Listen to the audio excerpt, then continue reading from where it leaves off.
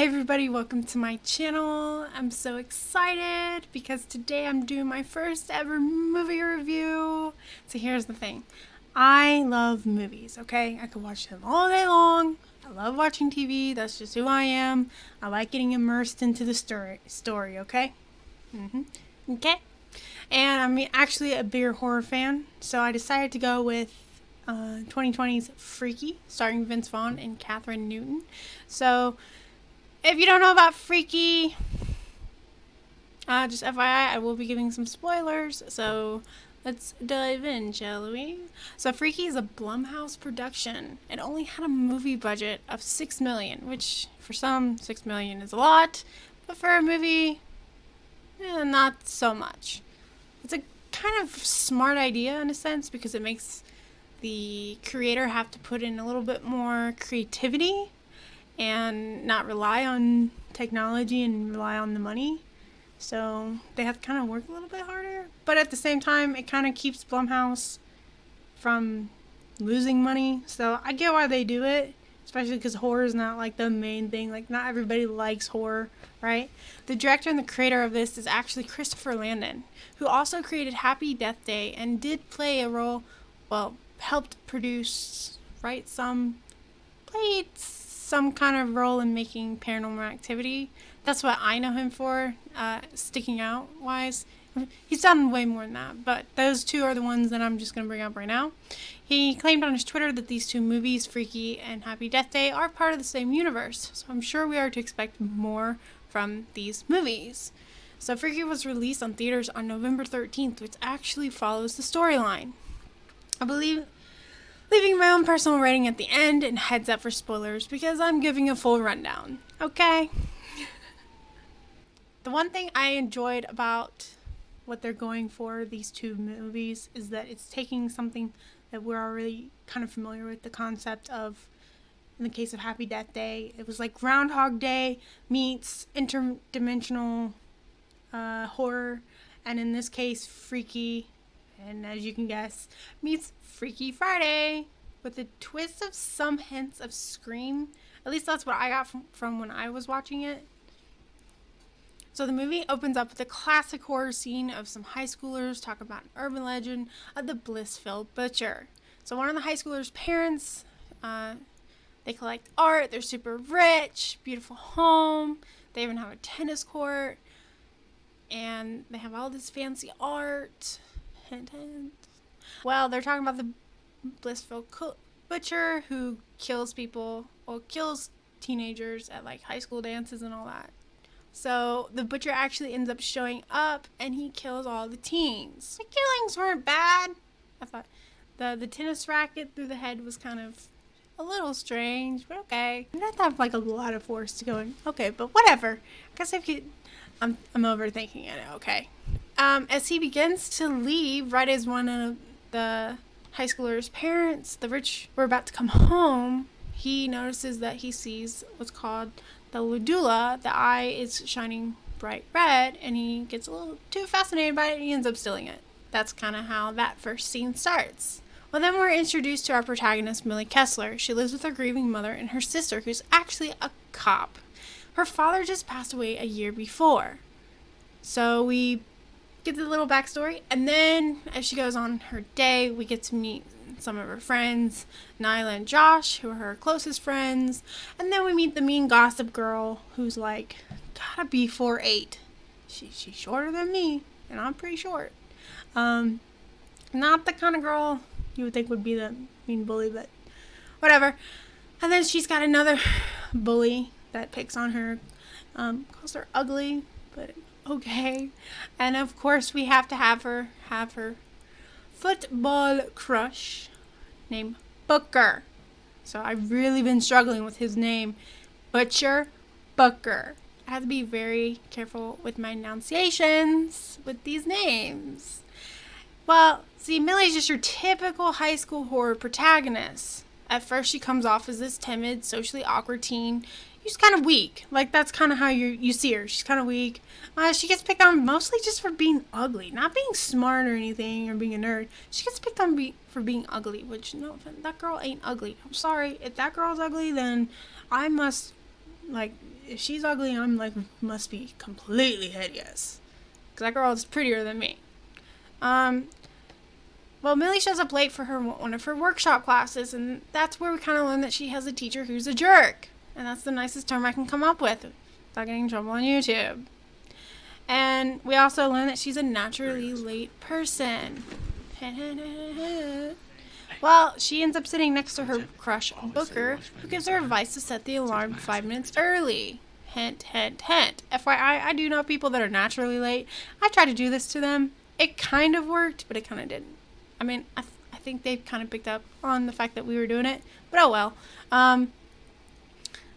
Well, we end up skipping to the night of the homecoming football game, where we learn something. We learn that Millie is the high school's mascot, which is a beaver. I'm sorry, but I honestly feel like they let themselves down with this because there were like barely any jokes about it. And there could have been more, and it was a rated R film, so they could have totally done it. I guess they didn't want to be raunchy, but still. Her mother is supposed to pick her up. So by the end of the game, she's waiting on her mom to come pick her up. But it turns out her mom's passed out drunk on the couch, and her sister comes home to find the mom, tries to call Millie. Well, at the same time, of course, Millie's phone's about to die. Well, it does. And, out in the distance, we see the butcher, who kind of wears his mask. When I saw his mask, it kind of reminded me of Jason in a sense. Well, he ends up trying to kill her. He goes after her. They end up in the middle of the football field where he takes the Ladula, which I wonder if he knew about the Ladula or if he was just like subconsciously drawn, like, it just like connected with it and he was supposed to use it on and he knew what he was doing. I don't know.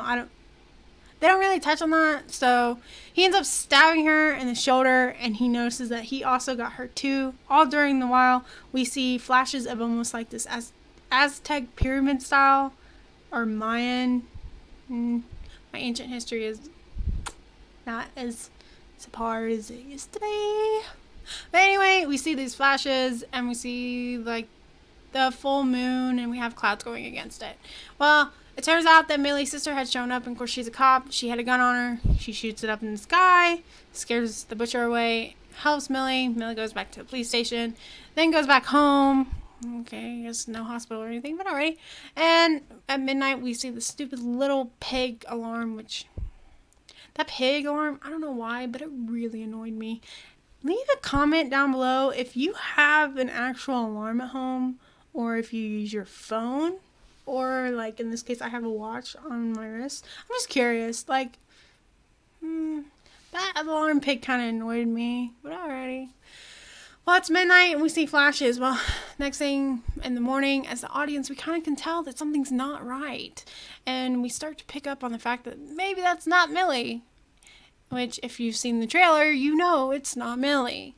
And then we also see that the butcher wakes up in an abandoned warehouse and they start to realize, hey, we're in different bodies. Because Millie, the butcher, didn't say anything in the morning, but Millie, as the butcher, did. So we were able to come up with that. So I like these two scenes because it's that I found most entertaining, because it was the first time we got to see Vince Vaughn acting like a teenage girl, and I thought it was pretty funny. Okay, so you're going to have to follow me on the names, okay? When I mean Millie, I'm talking about Millie and Butcher's body from now on until otherwise. And when I say Butcher, I mean Butcher and Millie's body, okay? So we see Butcher dresses up Millie's body in a red coat and red lipstick and, punks her out. Heads off to school. Of course, the boys are acting like boys. They're like, oh my God.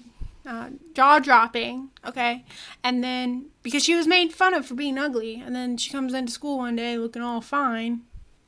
Millie and Butcher's body goes to the high school to find her friends to get some help because she doesn't know what's going on. The Butcher actually ends up killing the mean girl in a cryotherapy freezer. A very high-tech looking one to me, and I don't know any high schools that would have that unless you're like a top school. I don't know. That's just me. I thought that was weird. And then also kills the teacher that's a jerk, which I didn't feel bad, on the chainsaw. So that worked out. Millie is still running around trying to convince her friends. I felt like that scene was a little too drawn out, but it finally got to it. And by basically saying what you would, no other way of handling that situation, just by saying, hey, I know this about you that no one else should know. And then they end up figuring things out. They go see the Spanish teacher to look on the Ladula because of the inscription, and basically she warns them, hey, you have until midnight to switch back or it's permanent.